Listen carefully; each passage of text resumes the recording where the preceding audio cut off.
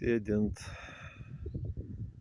ant lieptelio, tokioj nuostabioj gamtoj,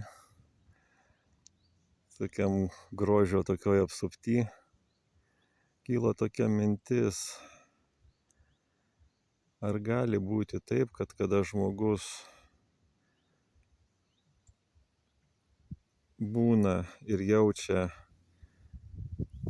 vienybę, vienį bendrą, vienį su šita nuostabia gamta, suvokia, kad jis taip pat yra gamtos dalis.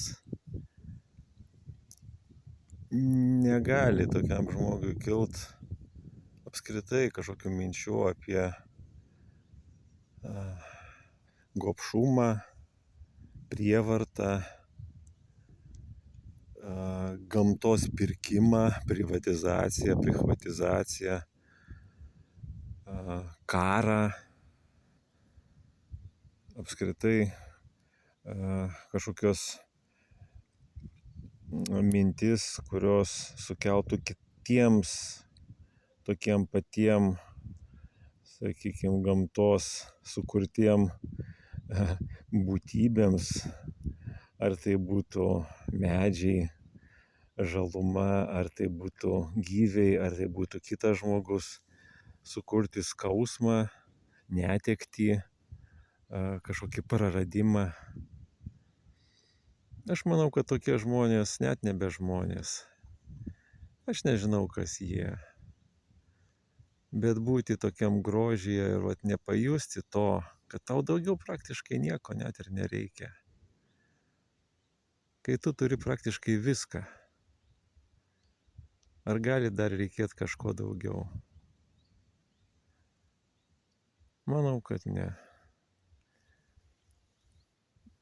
Linkiu kiekvienam pajusti tokią vienybę su gamta, su kūrėju, nežinau kas jisai, tebūnie gamta, tebūnie visata. Ir pabandyti atsisakyti kažkokių savo tokių egoistiškų siekių. Buvo tokia mintis kažkada pasakyta, kam žmogui reikia daugiau negu reikia. Atrodo tokie paprasti banalūs žodžiai, bet jie yra labai gilūs, kada įsigilinę jų prasme. Iš tikrųjų, kam tau reikia daugiau negu apskritai tau reikia tam, kad tu gyventum, egzistuotum.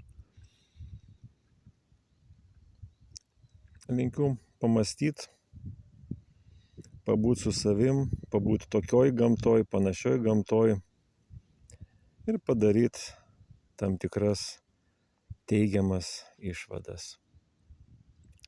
Ramybės mums visiems.